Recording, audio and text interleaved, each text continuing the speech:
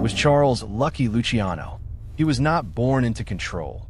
He took it piece by piece from a world that worshipped chaos. Beneath his smooth suits and calm eyes lay a mind that could dismantle and rebuild empires, not with guns alone, but with vision, patience, and an understanding of human weakness so sharp it bordered on divine. The 1930s underworld was a storm. Italian crime families fought over scraps of territory, their loyalties divided by blood and ego. Violence was personal, honor was everything, and progress was impossible. But in the middle of that anarchy emerged a man who saw the future like an architect looking at blueprints. Luciano realized that to rule the streets, you didn't need to fear tradition. You needed to organize it. To him, crime wasn't rebellion, it was business. The kind of business that needed rules, structure, and strategy. He envisioned an empire without borders, one that could thrive even when its king was gone. The camera pans over New York Harbor, ships unloading crates of liquor under the cover of fog, the skyline a jagged crown of ambition. Luciano's empire would rise from these docks, not as a monument of steel and glass, but as an invisible network connecting every corner of the American dream. Politicians, judges, cops, and killers, each with a price, each playing their part in a grander design. Luciano didn't just change the mafia. He rewired the DNA of power itself. But before we understand how he built something no one could control, we must understand why. The immigrant child who crossed an ocean in search of freedom found instead a city that valued brutality over honesty. The young boy who saw his father break his back for pennies learned early that rules were meant for the powerless. Lucky Luciano's story is not just about crime. It's about evolution, the transformation of survival into supremacy. Every choice he made was a reflection of a larger truth. When the system fails you, you build your own. Imagine a world where fear was currency, trust was leverage, and betrayal was just another investment. This was Luciano's world, a symphony of corruption conducted by a man who understood both music and silence. He was not the first gangster, but he was the first to turn gangsters into something greater, an institution. When others spilled blood for pride, he built alliances for profit. When rivals sought revenge, he sought efficiency. Behind the charm and the tailored suits was an unrelenting logic. Cold, mathematical, unstoppable. As the story unfolds, we'll travel through the smoke-filled rooms of Prohibition-era speakeasies, the marble halls of corrupt courts, and the blood-stained alleys where fortunes were born and lost. We'll see how Luciano dismantled the old guard, redefined loyalty, and created a system so vast that even after his fall, it kept running, like a machine that no one could turn off. His genius lay not in domination, but in decentralization. The empire he built wasn't one man's empire. It was everyone's, and that made it immortal. Yet at the heart of this empire was a paradox. The more control Luciano gained, the less control he had over what he created. Like a scientist who births a monster, he would one day realize that systems built on power eventually turn against their creators. This is not just a story about crime. It's a story about America itself, about ambition without limits and morality without anchors. Because in the end, Lucky Luciano didn't just create a criminal network. He created a reflection of the world as it truly is, one where power obeys no one. As the lights fade on the opening scene, we return to the question that defines his legacy. How did one man, born into nothing, craft an empire so vast, so complex, that not even he could control it? The answer lies not in the violence, but in the vision of a man who understood that the greatest power of all is the power to organize chaos.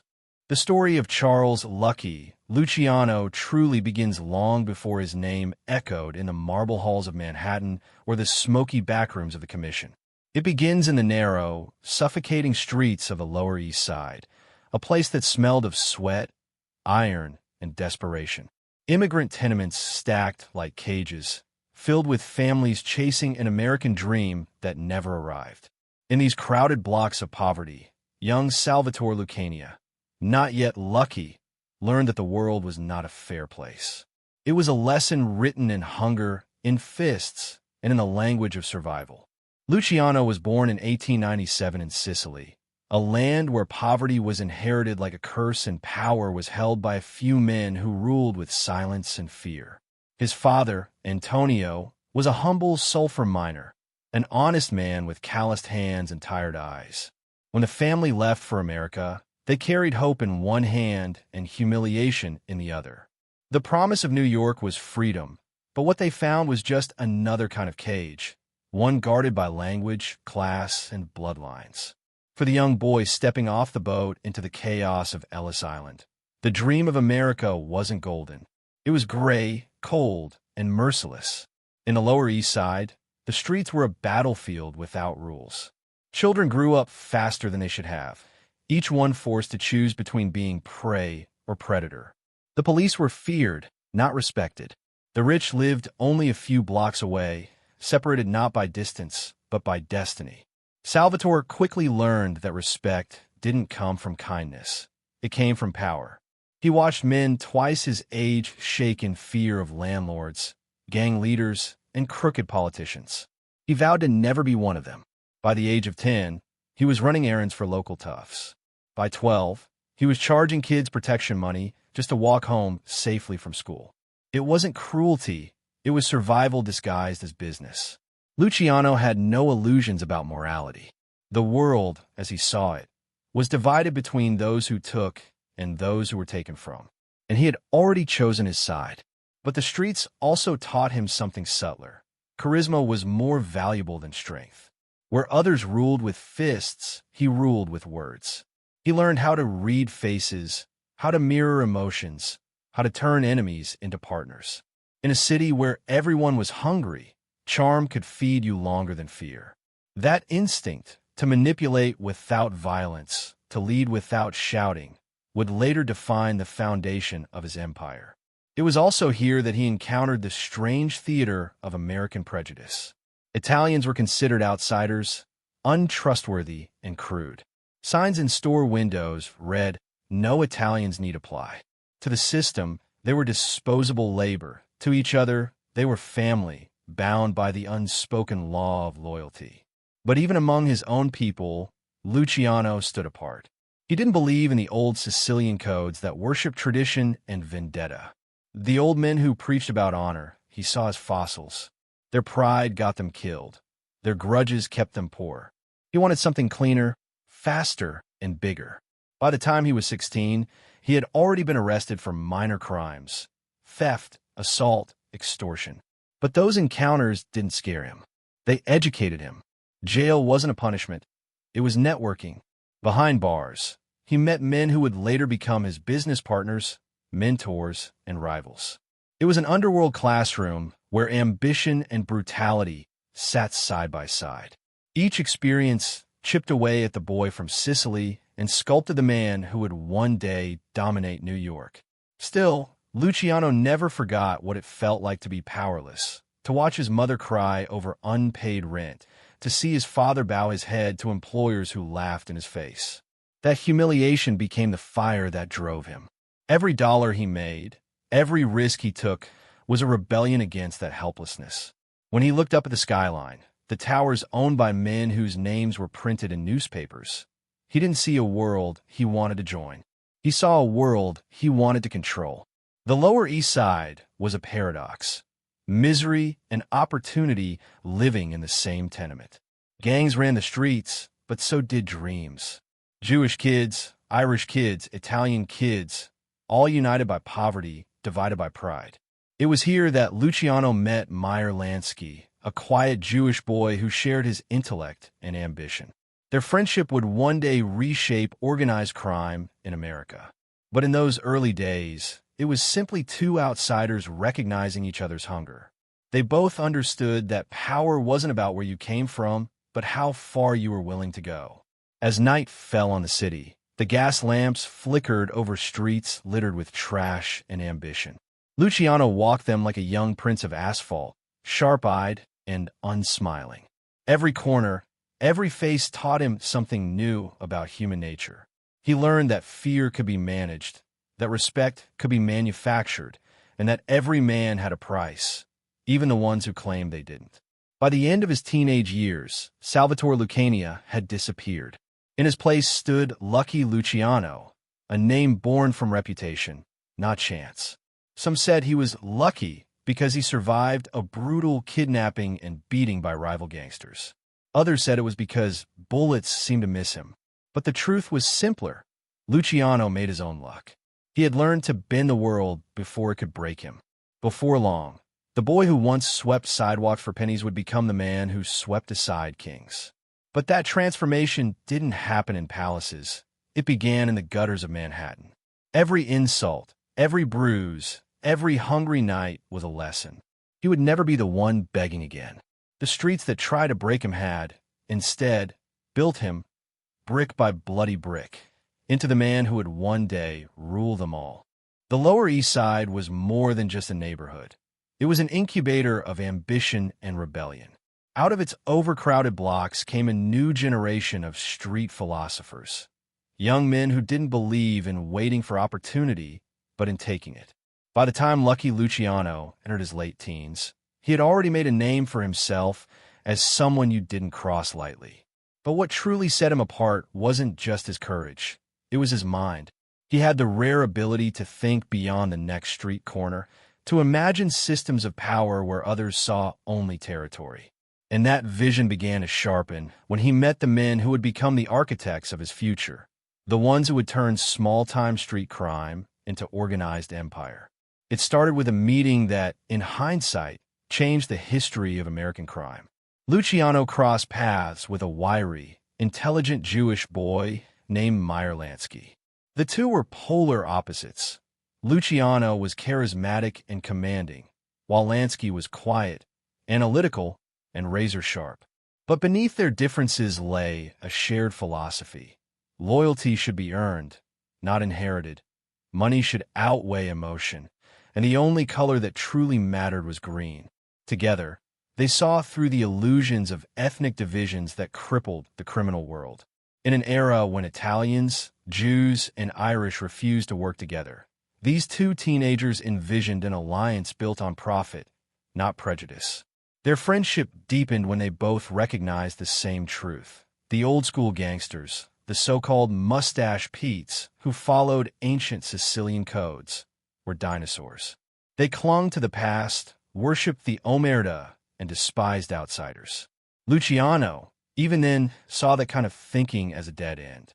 The future, he believed, belonged to those who could adapt. "We don't need blood oaths," he once said. "We need business plans." To the older generation, such words were blasphemy. To the younger, they were prophecy. Lansky and Luciano started small.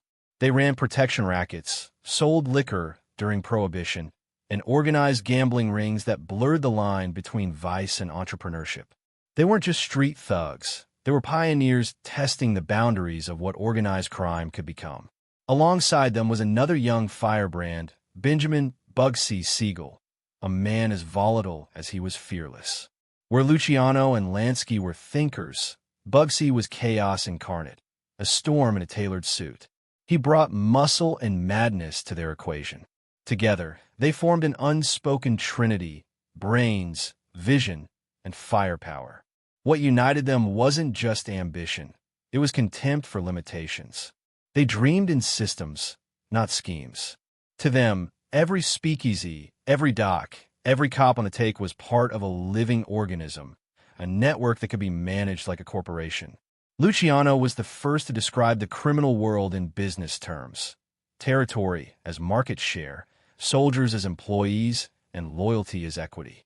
It was radical thinking for the time, and it terrified the old guard. He didn't want to be a gang boss. He wanted to be a CEO of the underworld. The streets became their classroom, and every deal was a lesson in psychology. Luciano learned how to read silence better than threats. He could sense betrayal in hesitation, weakness in flattery. He studied people the way generals study battlefields, identifying strengths, exploiting flaws. He once said that everyone had a handle, a way to turn them without breaking them. Some men needed money, others respect, and a few just needed to feel safe. Find their handle, and you could make them dance. This understanding would later become the cornerstone of his leadership style. But power never comes without tests. The police were tightening their grip, rival gangs were watching, and Prohibition had turned New York into a battlefield of opportunity. Luciano's crew was growing, earning, fighting, expanding, but so were the dangers. To survive, he needed allies in high places. That's when he began cultivating relationships with politicians, ward bosses, and crooked cops. He didn't see them as enemies. He saw them as partners. Every bribe was an investment. Every handshake, an insurance policy.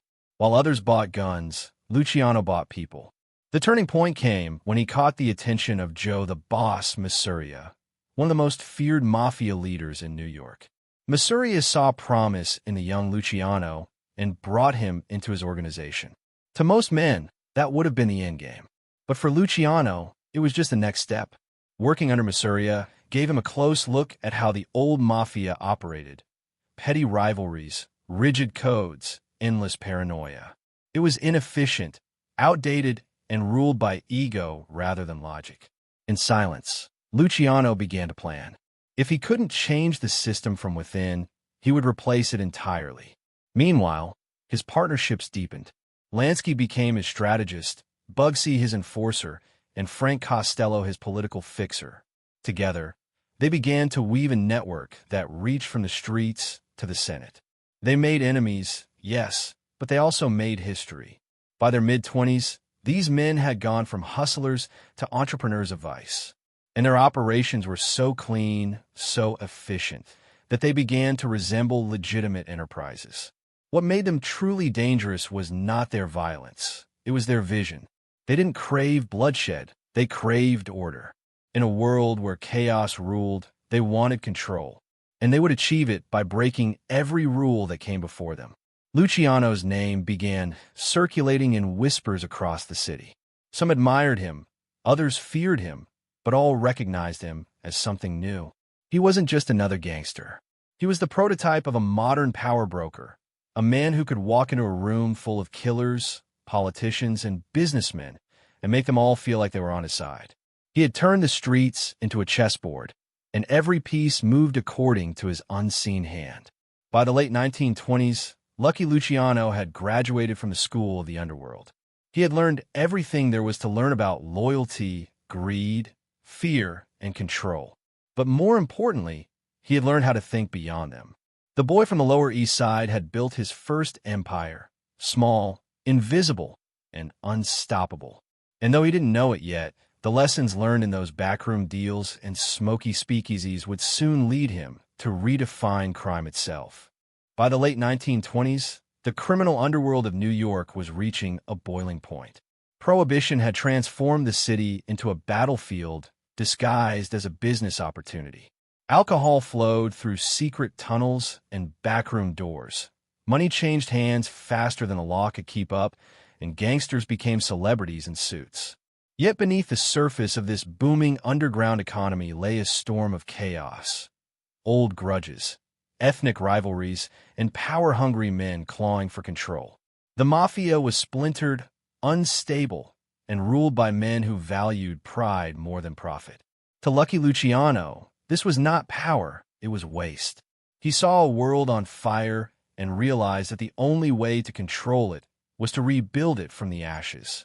At the top of this violent pyramid sat Joe, the Boss Masuria, the self-proclaimed king of the Italian underworld. He was a relic of another era, a man who believed loyalty could be demanded, not earned. Under his rule, the mafia was divided into factions, each more paranoid than the last. Masuria ran his empire through intimidation and fear, collecting tribute from other bosses like a feudal lord. For a young Luciano, working under him was both an education and a warning. He studied Masuria closely, his arrogance, his mistrust, his inability to adapt, and made a silent vow: I'll never rule like this. But if Masuria represented the old, a new threat was emerging from Sicily: Salvatore Maranzano, a refined, calculating boss who arrived in New York determined to take over. Maranzano saw himself as a Caesar of crime, bringing structure and Roman discipline to the mafia. He recruited Sicilian loyalists, despising the Americanized gangsters who mixed with Jews and Irishmen. To him, Luciano and his friends were traitors to tradition, much unworthy of the true mafia name. The stage was set for a war that would decide not only who ruled New York, but what the mafia itself would become. The conflict that followed, known as the Castellammarese War, was not a simple turf battle. It was an ideological war, old world versus new. On one side stood the mustache Petes, men like Masuria and Maranzano, bound by Sicilian bloodlines and outdated codes of honor. On the other stood the Young Turks, led quietly by Lucky Luciano, who dreamed of a mafia free from tribalism and superstition, a syndicate run like a corporation, efficient and emotionless. For 2 bloody years, the city became a chessboard soaked in blood. Car bombs, ambushes, assassinations. The streets of New York ran red as rival crews hunted each other across boroughs. Businesses burned, alliances shattered, and funerals filled the headlines. Yet while others fought openly, Luciano played the long game. He maintained the facade of loyalty, serving under Masuria while quietly building bridges to his enemies. His mind worked like an investor's. While others spent bullets, he accumulated leverage. Behind closed doors, Luciano met secretly with Maranzano's men. He proposed peace, partnerships, and shared profits. Both sides suspected betrayal, but neither could afford to kill him. He was too valuable, too connected.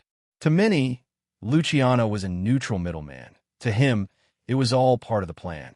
He wasn't just watching a war, he was orchestrating its ending. Then, in 1931, the war reached its breaking point. Luciano made a choice that would define his legacy forever. He invited his boss, Joe Masuria, to lunch at a quiet restaurant in Coney Island. The two men played cards and drank wine, pretending that peace was near.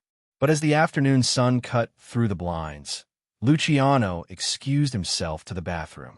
When he returned, Masuria was dead, shot multiple times by gunmen Luciano had hired: Bugsy Siegel, Vito Genovese, and Albert Anastasia. The message was clear. The old guard was finished. Tradition had died over a plate of pasta. In the aftermath, Maranzano emerged as the new boss of bosses. He reorganized the mafia into structured families, setting rules and hierarchies modeled after Roman legions. For a brief moment, Luciano seemed to have aligned himself with Maranzano's vision. But power, once centralized, is always vulnerable. Luciano soon realized that Maranzano was no better than Masuria. Another dictator, another obstacle. He demanded tribute, enforced obedience, and declared himself untouchable. The very structure Luciano had hoped to create was turning into another cage.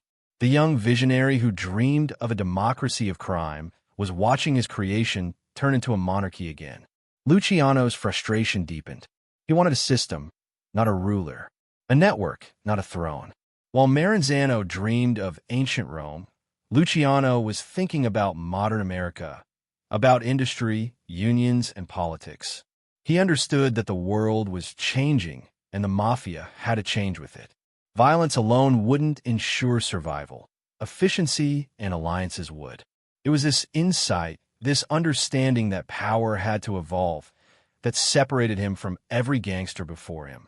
The tension between them grew unbearable. Maranzano began to fear Luciano's influence and reportedly ordered his assassination. But Luciano was always one move ahead. Before Maranzano could strike, Luciano struck first. In September 1931, Maranzano was stabbed and shot to death in his office by men disguised as government agents. Another quiet masterpiece of Luciano's design.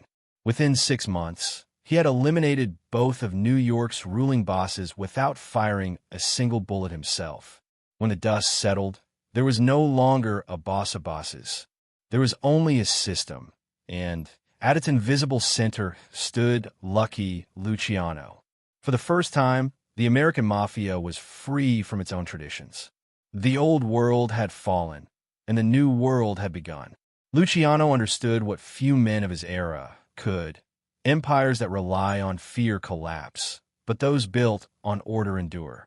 By dismantling the hierarchy, he gave birth to something more powerful than a single leader. He gave birth to a machine, one that ran on loyalty, greed, and mutual interest. In a single stroke, Luciano had ended the Mafia's medieval age and ushered in its industrial revolution. The newspapers called it the end of a gang war. But for those who truly understood what had happened, it was something greater, a transformation.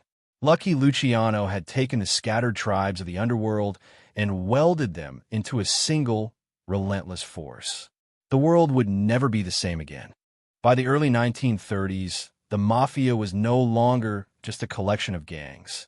It was an empire in the making.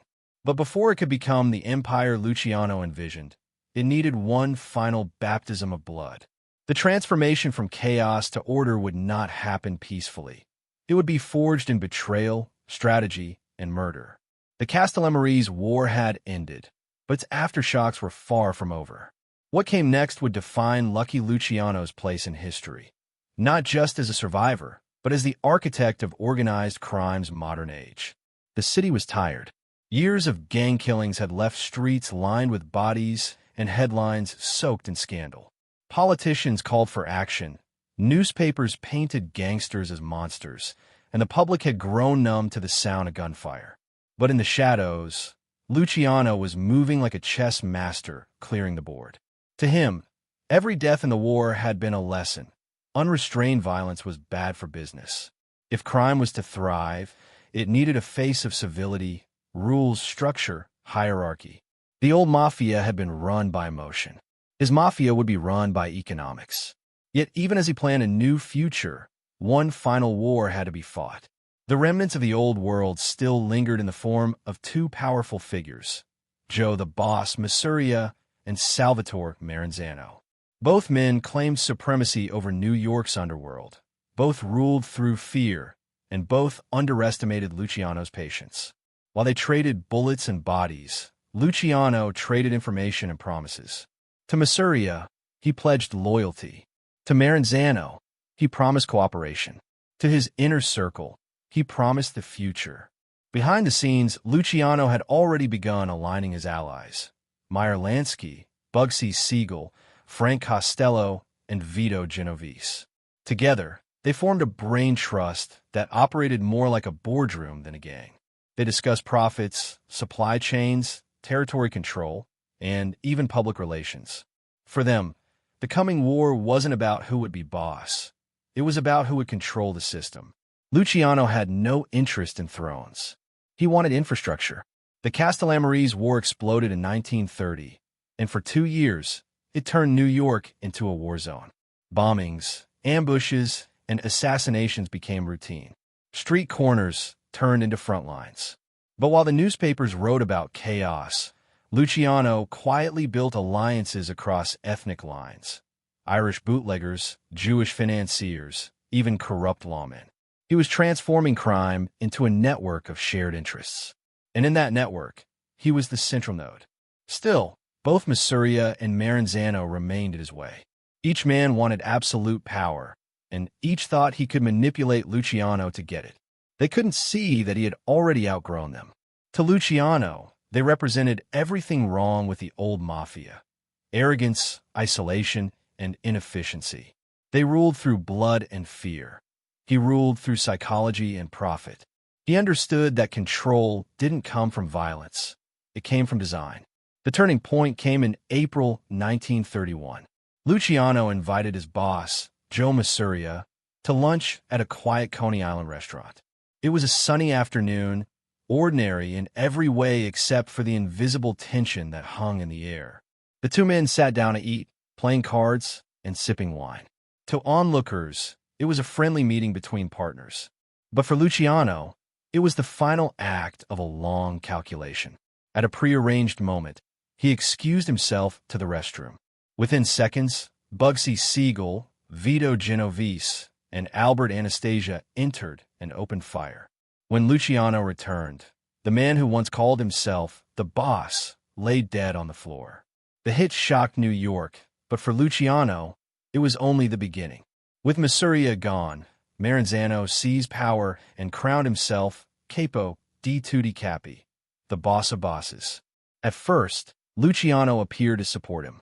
He attended meetings, followed orders, and allowed Maranzano to believe he was loyal. But in private, he grew increasingly frustrated. Maranzano was intelligent but paranoid, a dictator wrapped in Roman grandeur.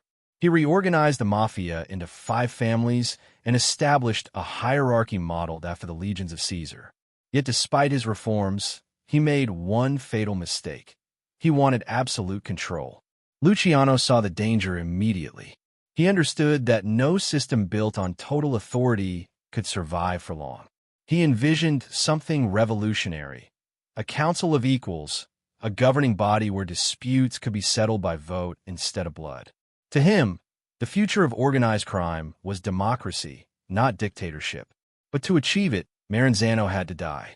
In September 1931, Luciano made his final move. He hired Jewish hitmen, men Maranzano's Sicilian guards wouldn't recognize, to infiltrate his office disguised as federal agents. They entered under the pretense of conducting a raid. Within moments, they pulled their weapons and stabbed Maranzano repeatedly before finishing him with gunfire. The Roman emperor of the underworld had fallen, and with him, the last pillar of the old mafia world crumbled to dust. That day marked the true birth of Luciano's empire. For the first time, the mafia had no single ruler, no monarch perched above the families. Instead, Luciano created something far more powerful: the Commission, a board of bosses that governed the entire American underworld. It was an unprecedented system of organized power, balancing autonomy with accountability. Each family had its own territory, its own leadership, but all were united by a common council that managed disputes and enforced peace. It was crime's answer to Congress, a democratic illusion held together by Luciano's iron will. Through blood and reform, Lucky Luciano had reshaped the mafia into a modern institution. The era of superstition and Sicilian feuds was over. The age of business had begun, and in the silence that followed Maranzano's death, a new order rose, one that would spread from New York to Chicago, from Havana to Sicily, carrying Luciano's vision across continents. He had won not by being the most feared man in the room, but by being the most strategic. Where others had sought crowns, he built systems. Where others ruled by death, he ruled by design. In just a few years, Lucky Luciano had turned the mafia from a blood-soaked relic into a machine of profit, and the machine was only just beginning to run. After Maranzano's death, a silence settled over New York's underworld, a silence so deep it felt like the city itself was holding its breath. For the first time in decades, there were no street wars, no open vendettas, no public executions in daylight. The blood had finally dried. Out of that quiet, something unprecedented began to take shape: order. Lucky Luciano, now undisputed as the most influential figure in organized crime, had done what no one before him could. He had replaced chaos with structure. He understood that power wasn't about ruling every street corner. It was about engineering a system that ruled itself. His greatest creation wasn't a gang or a dynasty. It was a governing body that mirrored the sophistication of corporate America, the Commission. Formed in late 1931, it was designed to be the supreme council of organized crime, a boardroom of bosses where business replaced bloodshed. Its purpose was simple: to ensure profit through peace, coordination through cooperation. The Commission consisted of the leaders of the 5 New York families: Luciano, Prophesy, Gagliano, Mangano, and Bonanno, along with influential bosses from Chicago and Buffalo. Each had a seat at the table. Each had a voice. There would be no more boss of bosses. The era of dictatorship had ended. The age of organized democracy had begun. But make no mistake, Luciano was the silent architect behind it all. He held no official title, no crown. Yet every decision, every alliance, every dollar that flowed through the network owed its existence to him. The brilliance of the Commission lay in its design. It operated on the principles of capitalism: competition within control, independence within unity. Every family managed its own affairs but shared profits on national operations, gambling, narcotics, labor racketeering, and later, Las Vegas ventures. Disputes were settled through meetings instead of assassinations, votes instead of vendettas. Luciano's genius was psychological as much as structural. He gave men who once fought for power the illusion that they shared it. But what truly elevated Luciano's empire was his willingness to collaborate beyond the Italian underworld. He recognized that the mafia couldn't monopolize crime without alliances, and so he reached across ethnic lines to unite America's criminal elite. The Jewish syndicates of Meyer Lansky and Bugsy Siegel, the Irish bootleggers, the corrupt politicians, even Wall Street financiers, all became silent partners in Luciano's system. Profit had no nationality, and Luciano made sure everyone understood that. Lansky, in particular, became his mirror, a strategist who could see opportunity in numbers. Together, they managed illegal gambling operations stretching from New York to Miami and later Havana. Siegel brought muscle and ambition, while Frank Costello became the political face of the empire, using bribes and favors to keep judges and senators in their pockets. Every man played a role, and every role was connected. Luciano wasn't just running a criminal organization. He was running a shadow economy. The Commission's early years were remarkably successful. The peace it enforced allowed the underworld to expand without interference. Profits soared as the organization infiltrated labor unions, nightclubs, and the entertainment industry. They manipulated construction contracts, controlled ports, and influenced elections. Even legitimate businessmen sought their favor. In many ways, Luciano's empire became a reflection of America itself, a capitalist machine driven by ambition, greed, and the illusion of freedom. Yet with growth came new challenges. The very system that kept peace also created tension. Not everyone shared Luciano's vision of unity. Some bosses resented his influence, whispering that he was still, in secret, the boss of bosses. Others feared the integration with Jewish and Irish gangs, believing it diluted their heritage. Luciano knew that maintaining this delicate balance required more than fear. It required diplomacy. He became less of a gangster and more of a statesman. He traveled, negotiated, mediated. His meetings were like summits, leaders from across the country gathering in luxury suites, discussing territory, trade routes, and political strategies as calmly as businessmen at a stock exchange. Luciano listened more than he spoke. He understood that letting others believe they had control was the best way to keep it. The psychological weight of his rule was subtle but immense. Luciano didn't bark orders. He set expectations. His presence alone carried authority. Associates described him as disarmingly polite, with eyes that could turn cold in an instant. He never raised his voice, but when he spoke, everyone listened. It wasn't fear that bound his empire. It was trust in his competence. They believed he could keep the peace, and for a time, he did. Under his guidance, the Mafia evolved from a street-level operation into a national institution. Bootlegging profits shifted into narcotics, labor racketeering, and legitimate business fronts. Politicians relied on Mafia-controlled unions for votes. Nightclubs paid for protection. Even Hollywood, indirectly, began to feel their influence. Luciano had blurred the line between crime and commerce so thoroughly that one could barely tell where one ended and the other began. But power always invites shadows. The same structure that ensured stability also created space for silent rivalry. Ambitious underbosses began dreaming of independence, jealous of Luciano's quiet dominance. And outside the underworld, a new threat was emerging, one that couldn't be bribed or intimidated: the law. Thomas E. Dewey, the relentless special prosecutor, was beginning to trace the invisible web Luciano had spun across New York. Unlike the corrupt officials of the past, Dewey was incorruptible, methodical, and determined. He saw through Luciano's charm, through his careful distance from direct crime. He was building a case not against the man, but against the system.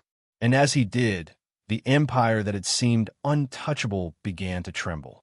But in 1932, none of that was visible yet. The Commission was in full bloom, and Luciano stood at its center, both revered and envied. From the docks of Brooklyn to the casinos of Havana, from the backrooms of Manhattan to the Senate halls in Washington, his influence stretched unseen. He had achieved what kings and conquerors could not. He had created a system that didn't need him to function. The Mafia had become self-sustaining, a machine that ran on loyalty, fear, and money. It was the perfect balance of order and corruption. But beneath that perfection, cracks were already forming. The same machine that made Luciano powerful would one day turn against him. By the mid-1930s, New York's skyline glittered with symbols of ambition. Skyscrapers piercing the clouds, speakeasies pulsing beneath the streets, and money flowing through veins of corruption that reached from the harbor to the mayor's office. The Great Depression had crushed the American dream for millions, but for lucky Luciano, it was a time of unprecedented power. The Commission was thriving, business was booming, and the Mafia had never been more invisible or more omnipresent. To the public, Luciano was just another well-dressed businessman with impeccable manners. To those in the know, he was the architect of an empire that stretched across every vice the city could imagine. He had turned the Mafia into a corporate entity, and its headquarters were the nightclubs, hotels, and union offices that dotted Manhattan. Gambling dens ran like legitimate casinos. Prohibition had ended in 1933, but the flow of illegal liquor was swiftly replaced by new revenue streams: narcotics, prostitution, and labor racketeering. Luciano wasn't just managing crime. He was managing markets. The underworld had become a mirror of Wall Street, complete with ledgers, middlemen, and silent investors. At the heart of this empire stood the business of pleasure. Luciano understood human weakness better than anyone. He knew people would always crave what society forbade: lust, risk, escape. Prostitution, in particular, became one of his most profitable ventures. Under his command, a vast network of brothels operated across New York, all organized like franchises. Each paid dues, maintained standards, and followed strict operational codes. He called it the combination, a system that blended efficiency with ruthlessness. Women were commodities, pimps were managers, and profits flowed upward in a seamless chain. To the moralists, it was sin. To Luciano, it was just another industry meeting demand. But this business model wasn't about greed alone.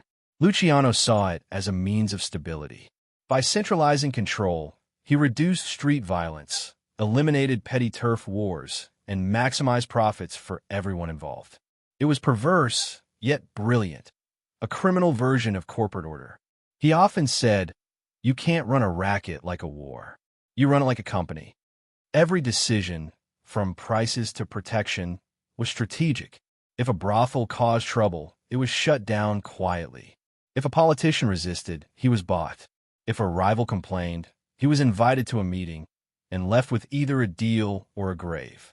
Behind every operation stood a carefully crafted network of political protection. Luciano's greatest weapon wasn't the gun, it was influence.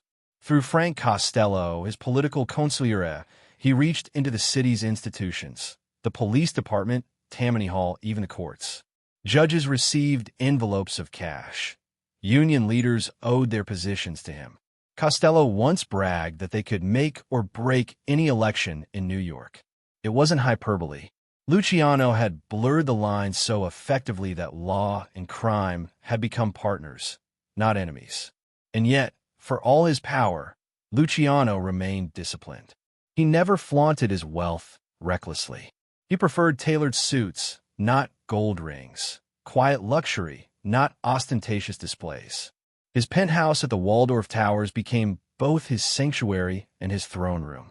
From there, he entertained politicians, movie stars, and businessmen, all of whom admired his charisma without suspecting the full extent of his control. His calm demeanor and soft-spoken charm made him almost untouchable. He understood optics, that to rule the underworld, one must first appear above it. The psychology of his rule was subtle but absolute.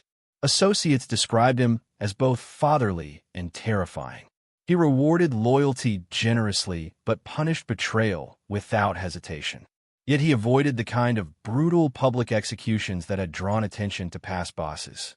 His punishments were silent and surgical. A man who betrayed him might vanish quietly, his body never found. Luciano believed in fear as a rumor, not a spectacle. "If they think I'm watching," he said once, "I don't have to." Under his leadership, the Mafia expanded beyond New York. The Commission extended its reach into Chicago, Cleveland, New Orleans, and even Los Angeles. Through Meyer Lansky, operations spread to Cuba, where casinos and hotels became gold mines for laundering money. Luciano's vision of a national, even international, network was becoming reality. It wasn't just an American Mafia anymore. It was a multinational criminal corporation. But for all its sophistication, the empire's foundations were still made of vice. Prostitution, gambling, and narcotics carried moral and political weight. Reformers and journalists began whispering about a new kind of gangster, one who didn't shoot his way into power but bought his way into respectability. The public fascination grew, and so did scrutiny. While Luciano believed he could control everything through diplomacy and money, one enemy was beyond his influence: the rising tide of law enforcement driven by moral crusade. Thomas E. Dewey, a relentless young prosecutor, began to see the Mafia not as a collection of thugs, but as an organization. His intelligence network traced the flow of money through brothels, bookmaking, and labor rackets, connecting it all back to one man: Luciano. Dewey was methodical, incorruptible, and determined to prove that this polite, smiling man in tailored suits was the beating heart of America's underworld. Luciano initially underestimated him. To him, prosecutors came and went, politicians were always for sale. He had survived worse. But Dewey was different. He had the press on his side, and he knew how to craft a story that would capture the public's outrage. For the first time, Luciano found himself in the spotlight he had so carefully avoided. Still, at this moment, before the fall, before the headlines, lucky Luciano stood at the absolute height of his power. The city that once spat on poor Italian immigrants now unknowingly danced to the rhythm of his will. Every nightclub's laughter, every casino's cheer, every union handshake carried his invisible signature. He had done what no one thought possible: turned crime into an institution, vice into industry, and corruption into culture. He was both the invisible king and the quiet reformer of organized crime. The system he built was efficient, self-sustaining, and brilliant, but it was also fragile. For beneath all its order, it was still powered by greed, fear, and secrecy. And those forces, left unchecked, have only one inevitable outcome: exposure. The world just didn't know it yet. By 1935, Lucky Luciano's empire was so deeply embedded in the fabric of New York that it seemed untouchable. His operations ran smoother than most legitimate corporations. Every nightclub, every dock, every labor union hummed like a part of a well-oiled machine. He had transformed crime into commerce and corruption into governance. To the outside world, he was the embodiment of control, precise, calculated, and eerily calm. But control, as Luciano would soon learn, is a fragile illusion. The empire he had built on silence and loyalty was about to face the one force it couldn't bribe, manipulate, or intimidate: public morality. The man who would shatter Luciano's illusion of invincibility was Thomas E. Dewey, young, ambitious, and incorruptible. Dewey wasn't like the crooked politicians Luciano had on his payroll. He was a prosecutor with the instincts of a hunter and the patience of a chess player. He understood that taking down the Mafia required more than raids and arrests. It required dismantling the myth of untouchability. And for that, he needed a public enemy powerful enough to symbolize the system itself. Luciano became that symbol.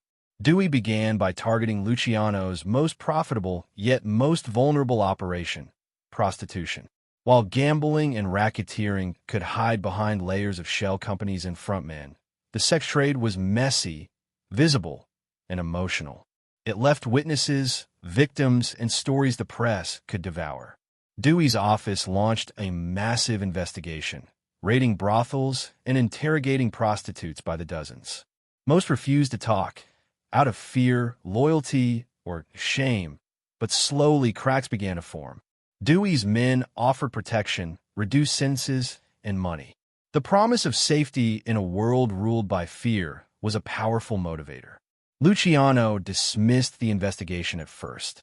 To him, prostitution was just another revenue stream, a necessary, controlled system that kept the streets quiet and the cash flowing.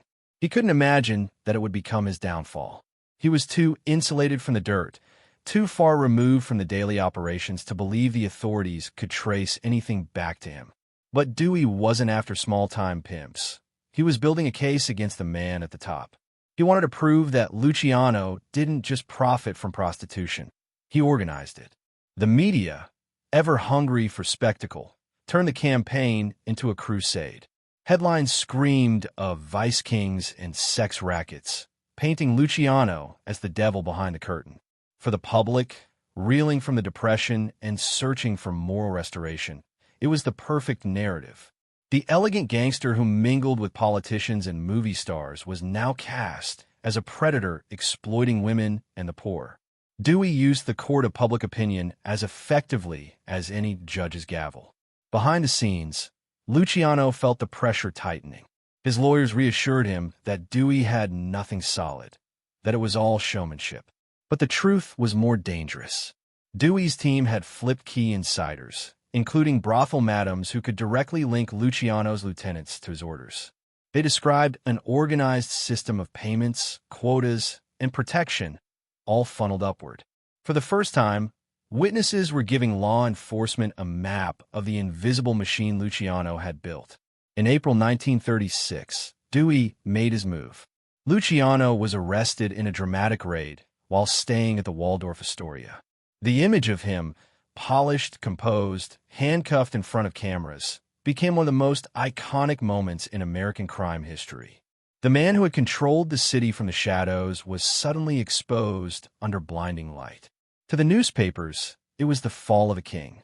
To Luciano, it was betrayal, not from enemies, but from the very system he thought he controlled. He was charged with 62 counts of compulsory prostitution, a technical term that made him sound more bureaucrat than mobster. But behind the sterile legal language was a moral war. Dewey didn't just want to convict Luciano. He wanted to purify the city by destroying the symbol of corruption itself. The courtroom became a stage, and every detail was crafted to humiliate him: his wealth, his manner, his cold confidence.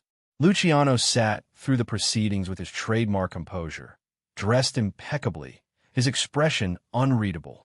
But inside, he was seething. He knew the witnesses were unreliable, their testimonies coerced, their stories exaggerated. Yet, he also knew that facts didn't matter anymore, perception did. Dewey had weaponized morality, and in a country clawing its way out of economic despair, the public needed someone to blame. As the trial dragged on, Luciano's allies began to disappear. Some fled, others turned informant, and a few simply went quiet. His empire was still functioning. The commission continued its business, but his name was now radioactive. Politicians who once smiled at his dinner table now pretended not to know him. Power, he realized, was never truly possessed. It was only borrowed from those too afraid to take it back. In June 1936, the verdict was announced. Guilty on all counts. The sentence, 30 to 50 years in prison. Dewey had done the impossible. He had taken down the most powerful man in the American underworld without a single murder charge. The courtroom erupted in applause. Reporters scrambled for photos, and headlines declared, "Luciano Empire falls." But in truth, the empire hadn't fallen. It had simply adapted. Luciano may have been behind bars, but the system he built was too decentralized, too efficient to collapse. The commission kept running. The money kept flowing. His lieutenants, Costello, Genovese, and Lansky, continued to manage affairs, ensuring that business went on as usual. Still, for Luciano himself, the fall was personal. Prison stripped away his illusions of invincibility. The man who once commanded cities now faced steel bars, locked doors, and the slow erosion of time. It wasn't the loss of wealth that haunted him. It was the loss of control. The machine he had created no longer needed him. For the first time, the architect of the American Mafia had become just another prisoner in the system he had once manipulated so flawlessly. Behind those prison walls, Lucky Luciano began to confront the paradox of his own creation. He had designed an empire that could outlive any man, including himself.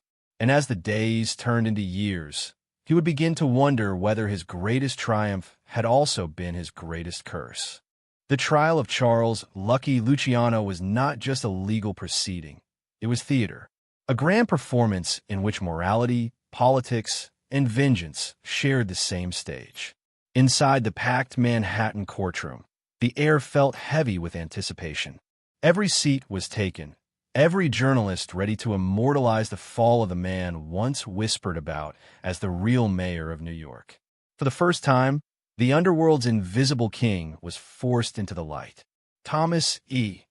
Dewey stood at the center of it all, a young prosecutor with the poise of a reformer and the precision of a surgeon. To the jury and the press, he represented righteousness incarnate. To Luciano, he was a zealot dressed as a savior. Dewey's voice carried conviction as he painted Luciano not as a businessman, but as a predator, a man who turned women into currency and the city into his marketplace. Every detail was orchestrated to vilify him, to strip away the aura of sophistication that had shielded him for years. The prosecution's witnesses, dozens of prostitutes and madams, told stories that blended fact and fear. Some wept, others recited rehearsed lines. They described a network of brothels run with bureaucratic precision, where payments moved upward through lieutenants to Luciano himself. Their words shocked the courtroom, but the truth was more complicated. Many had been coerced, promised leniency, or threatened with prison.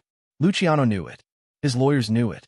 But none of that mattered in a city desperate for justice and redemption.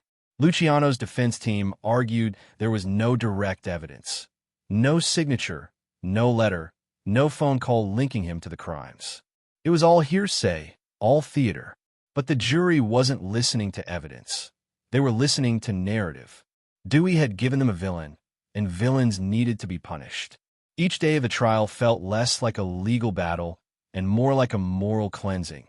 A chance for New York to wash away its sins by sacrificing its most infamous sinner. Luciano sat quietly through it all, impeccably dressed, his posture unflinching.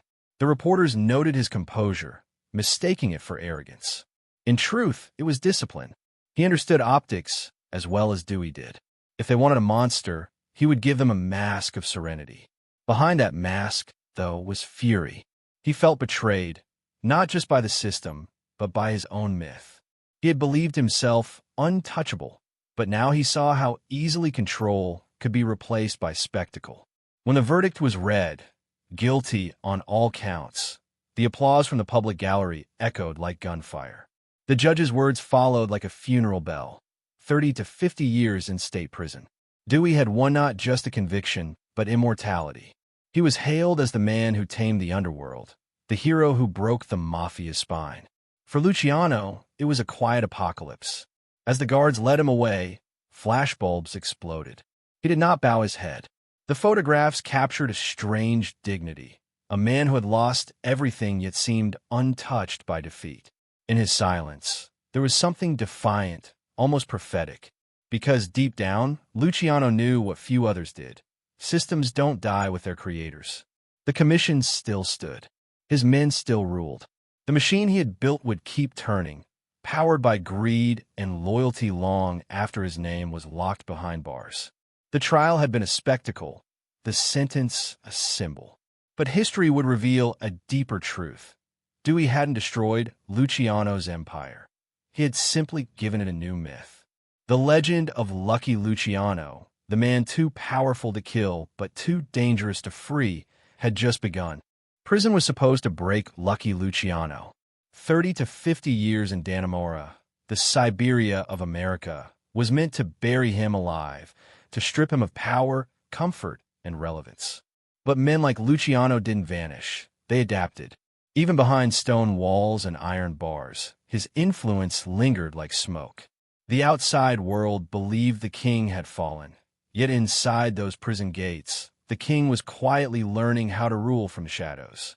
Luciano arrived at Dannemora in 1936. It was a brutal place, isolated, freezing, filled with violent men and stricter guards. The cells were small, the food barely edible, the silence deafening. For the first time in years, there were no tailored suits, no hotel suites, no whispers of power in marble lobbies. Just the endless rhythm of confinement.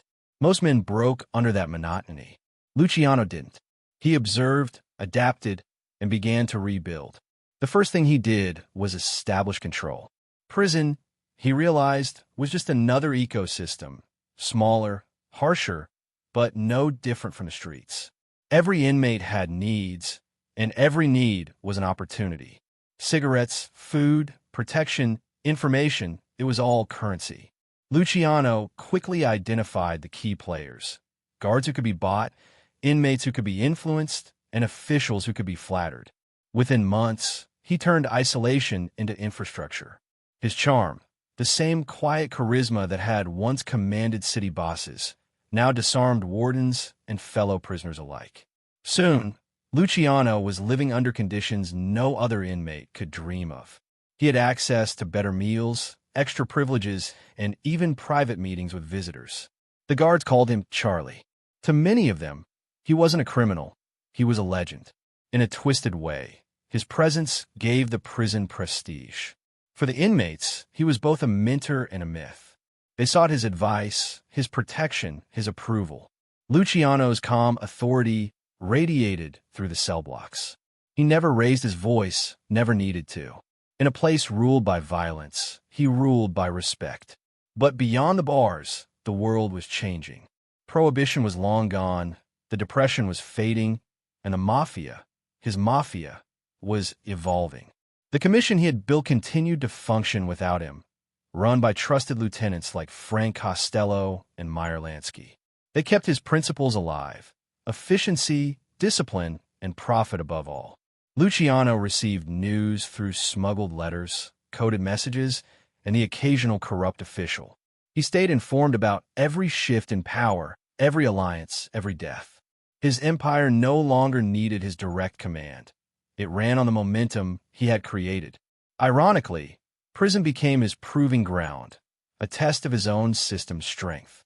Could a man stripped of freedom still exert power through structure alone? The answer came in whispers from the outside world. Business was booming, violence was minimal, and the commission remained united. Even Dewey, now a rising political star, privately admitted that organized crime had not slowed after Luciano's conviction. The machine was working perfectly, and its creator was watching from a cage. Inside the walls, Luciano found new ways to maintain dignity. He read constantly: history, philosophy, biographies of world leaders. He studied Caesar, Napoleon, Machiavelli. Power, he realized, was less about action and more about perception. To remain powerful, one simply had to remain relevant. The newspapers occasionally printed rumors of his influence, suggesting he still controlled the underworld from behind bars. Luciano never denied it. He understood that silence sometimes spoke louder than words. In his quiet hours, though, reflection crept in. Prison stripped away the noise and forced him to confront himself.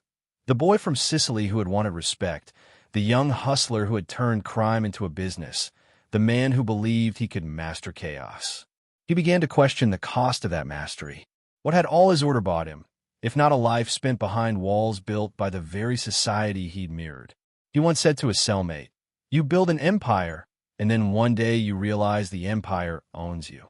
Yet even in these moments of introspection, his instinct for control never dulled. He refused to let bitterness consume him.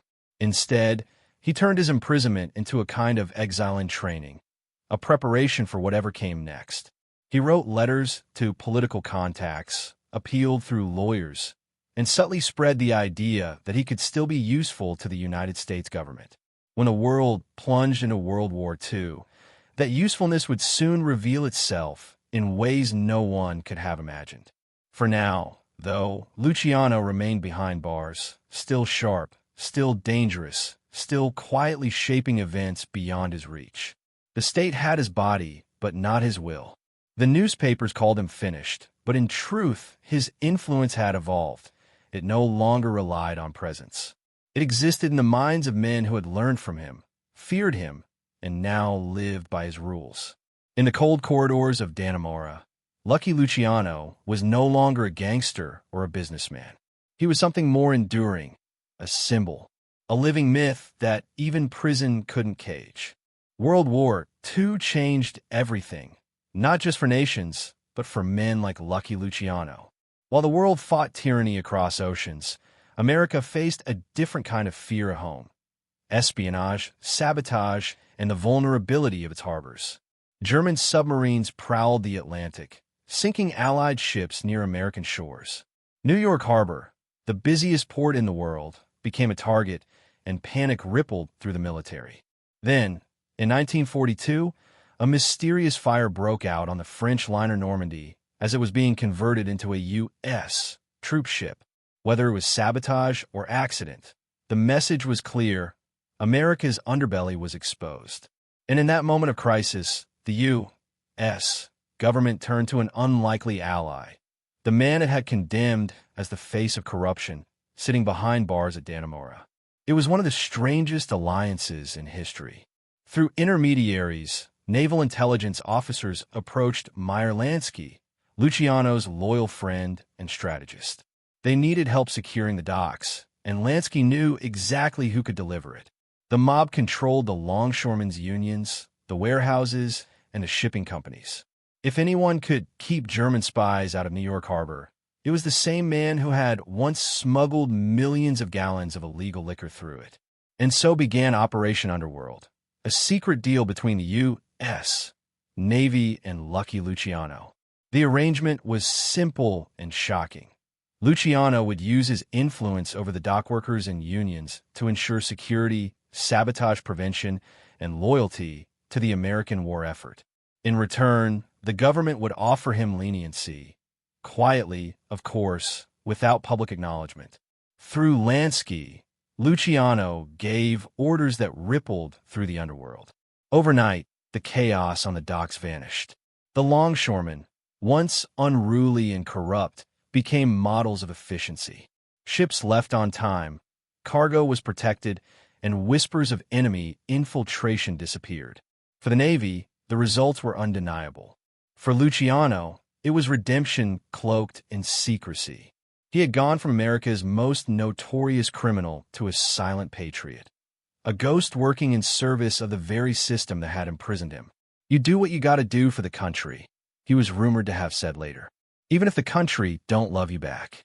In 1945, with the war ending and his cooperation proven invaluable, Luciano's lawyers made their move. They petitioned Governor Thomas Dewey, the same man who had once built his career by putting Luciano behind bars, for clemency. It was an audacious request. Dewey, now a national hero himself, faced enormous pressure. To free Luciano outright would appear as a betrayal of everything he stood for. But the truth of Operation Underworld could not be made public. The government owed Luciano a debt it couldn't acknowledge. After months of deliberation, Dewey granted a conditional commutation.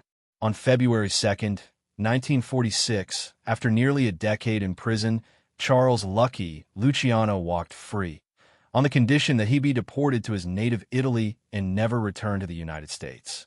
The King of New York was exiled from the empire he had built. When the ship carrying him departed from Ellis Island, the irony was almost poetic.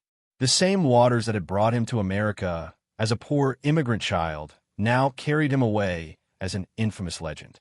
He stood on the deck, staring at the receding skyline, the city he had conquered, corrupted, and, in his own way, served. To the authorities, he was gone. To the underworld, he was still its moral compass. In Italy, Luciano tried to rebuild a life in exile. Naples welcomed him like a returning monarch.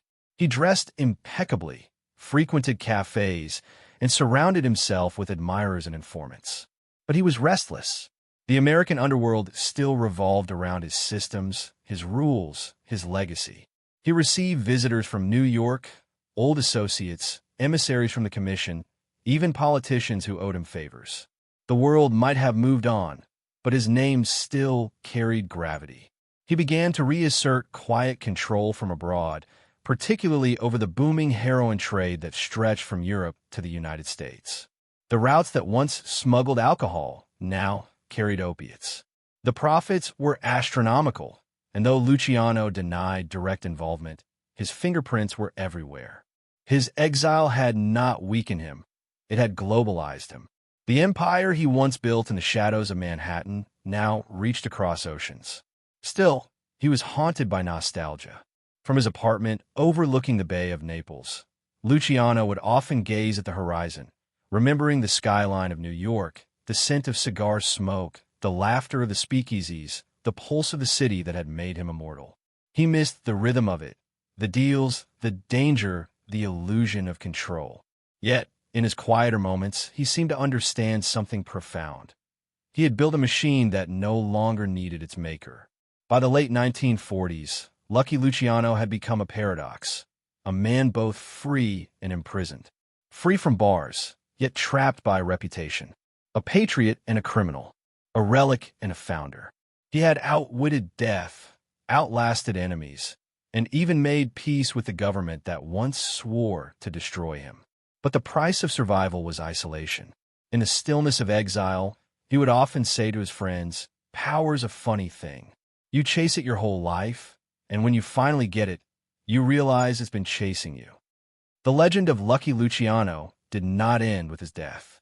In many ways, it only began there, in that moment when the man disappeared and the myth solidified. History has a peculiar way of glorifying its monsters, especially those who wore their corruption with intelligence and style. And Luciano, more than any of his contemporaries, embodied that contradiction. He was not simply a gangster. He was a visionary of vice, a strategist of power, and a philosopher of control. His story is not just about crime. It's about the American condition itself, ambition, reinvention, and the eternal seduction of dominance. In the decades after his death, Luciano's influence continued to shape the world he had left behind. The mafia he built, structured, self-regulating, and methodical, survived every scandal, every war, every prosecution. The five families still operated under the system he designed, still followed the commission he created, and still quoted the principles he'd lived by. His rules outlasted his enemies. His ideas outlasted his era. He had done what few men ever achieve. He turned himself into an institution.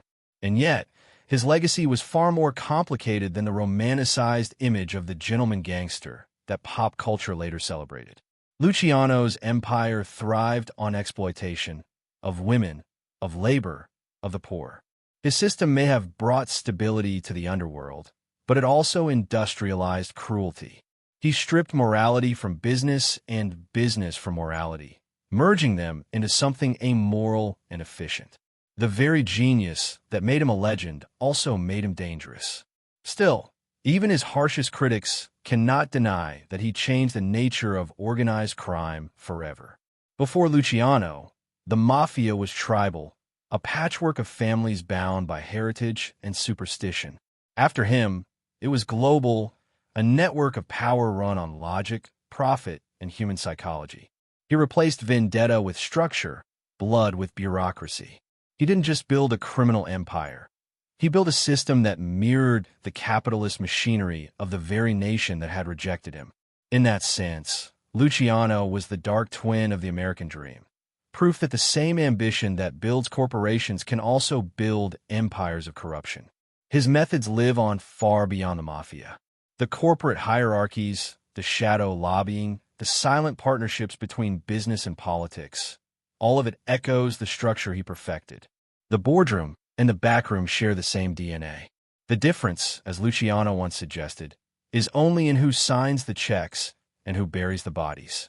But beyond the systems and symbols, there was the man, the immigrant boy who wanted to belong in a world that never welcomed him.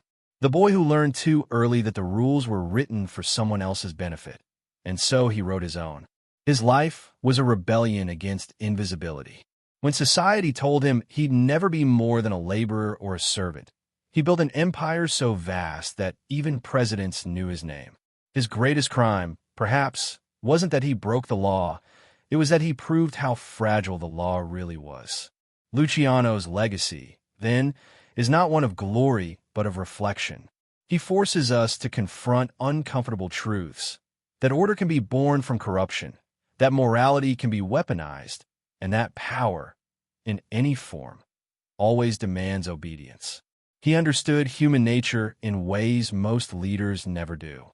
He knew that loyalty isn't eternal, that fear is temporary, and that the most dangerous kind of power is the one people give you willingly. There was also tragedy in his genius.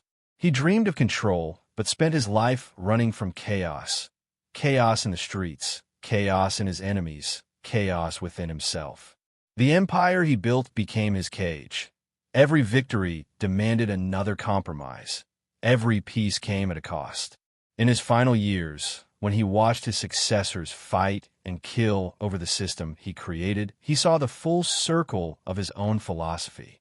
By trying to master the darkness, he had simply given it structure. He didn't end violence. He made it sustainable. And yet, to dismiss him as just another criminal is to underestimate the depth of his transformation. Luciano represented the collision between two worlds, the old and the modern, the immigrant dream and the American machine. He was a product of his environment, but he also reshaped that environment in his image.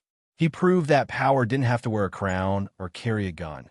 It could wear a suit, shake hands, and smile for the cameras. In pop culture, his myth has been retold endlessly, through films, books, and documentaries that paint him as either devil or genius. Hollywood gave him new life, turning his charisma into an archetype. Every suave mob boss, every quiet strategist with cold eyes and steady hands, carries a trace of Lucky Luciano. But those stories, glamorous as they are, often miss the most haunting part of his legacy, that beneath the charm was a profound loneliness.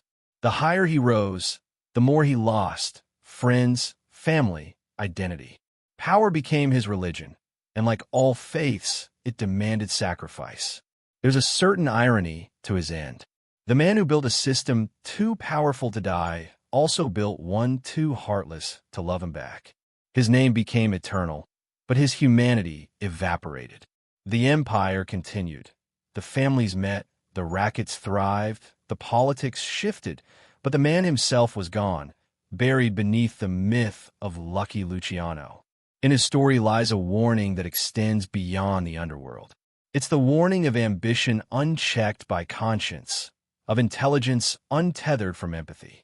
It's the lesson that power, no matter how precisely constructed, is never permanent. The same system that raises a man to godhood will one day turn him into a ghost. Perhaps that's why his legacy endures, not because people admire him, but because they recognize him.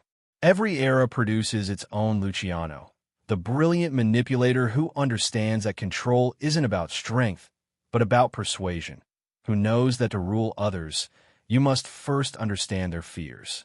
Whether in politics, business, or crime, his blueprint lives on.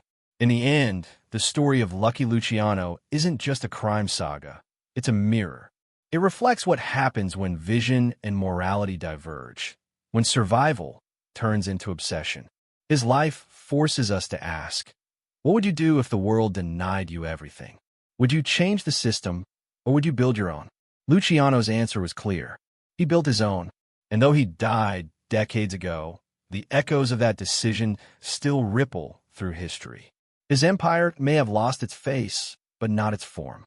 It moves through time, silent, unseen, self-sustaining, just as he designed it. He once said, "I'm not proud of what I done, but I ain't ashamed of it either. I seen the world the way it was, not the way people wanted it to be." That was his truth. A truth born in the alleys of the Lower East Side and buried in the soil of Queens. Lucky Luciano's story doesn't end with victory or defeat. It ends with understanding, the kind that only comes when you've built and lost everything. He showed that control is temporary, loyalty conditional, and power, no matter how refined, is always fleeting. But he also proved something eternal, that even the darkest systems are built on human hands, and that no one, not even their creators, can escape their reach. Exile gave Lucky Luciano everything except peace. Naples was beautiful, the blue sea, the warmth of the Mediterranean sun, the music floating through narrow streets. But for him, it all felt hollow.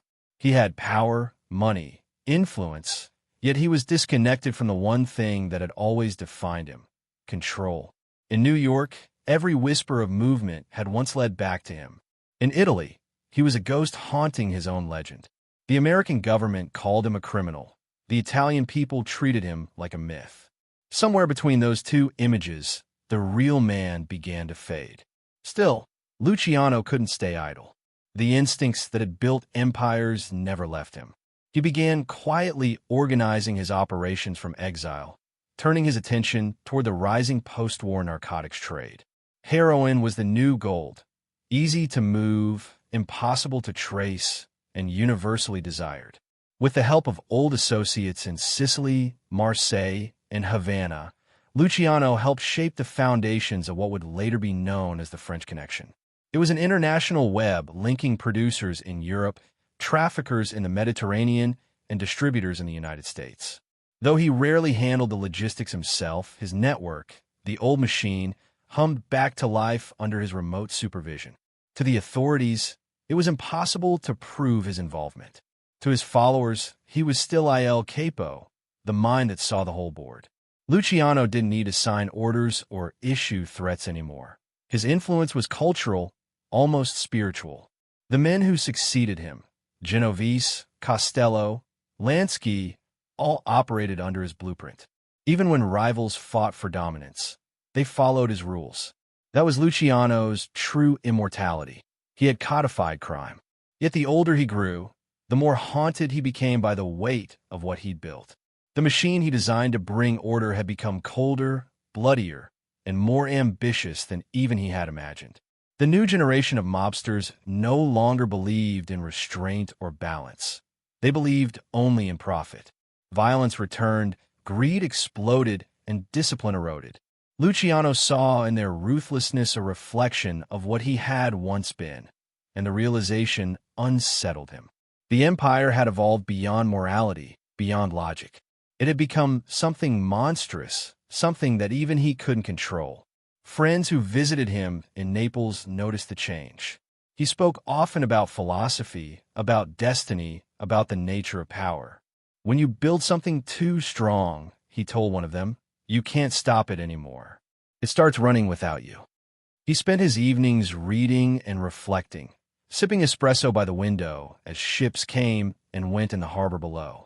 The same waters that had once carried his fortunes now symbolized his distance from everything he had conquered. Despite the loneliness, Luciano remained a figure of fascination. Journalists sought him out, filmmakers wanted his story, and tourists whispered his name in cafes. To some, he was a folk hero, the immigrant who defied the system and rewrote the rules. To others, he was a devil cloaked in charm. But to himself, he was just a man who had learned too late that power always takes more than it gives. In 1947, he briefly found purpose again when the Havana underworld invited him to a grand meeting, a summit that would shape the future of organized crime. The Havana Conference brought together the most powerful figures in the American Mafia. There, amid cigars and jazz, decisions were made about narcotics routes, investments, and leadership. Luciano presided from the shadows, offering counsel but keeping distance. It was his final moment of glory, the godfather advising his heirs. But even that triumph ended in betrayal. U.S. authorities pressured Cuba to expel him. Fearing his presence signaled the Mafia's expansion into Latin America. Within weeks, Luciano was deported back to Italy once again, humiliated and exiled for a second time. He aged gracefully but wearily. The sharpness in his eyes dulled, though never disappeared. His suits remained immaculate, but his health began to fail. He spoke less about business and more about fate. He seemed to understand, finally, that power had never been about possession. It had always been about illusion. In his final years, he even welcomed the occasional priest, though whether for confession or conversation, no one knew. On January 26, 1962, Lucky Luciano died of a heart attack at the Naples airport. He was waiting to meet an American film producer interested in making a movie about his life. The symbolism was poetic. The man who had lived as myth died on the threshold between reality and fiction. He collapsed near the ticket counter, clutching his chest, and within minutes, the architect of the modern underworld was gone. News of his death traveled fast. Newspapers around the world ran headlines mourning and condemning him in equal measure. In New York, men in expensive suits raised silent glasses in his honor. In Rome, priests muttered prayers for his soul. His body was flown back to America, the country that had rejected him, where he was buried in St. John's Cemetery in Queens. His funeral drew hundreds, some from politics, some from the underworld, all bound by the strange respect that power commands, even in death. As the last shovel of earth covered his grave, the paradox of Lucky Luciano became complete. He was a criminal who thought like a statesman, a villain who acted with discipline, a man who built something so vast it could never again belong to him. His empire lived on in the very structures he had created, the commission, the code, the culture. In the quiet that followed his burial, the words he once spoke seemed to echo like prophecy. You can control men, but you can't control the world. The world moves on its own.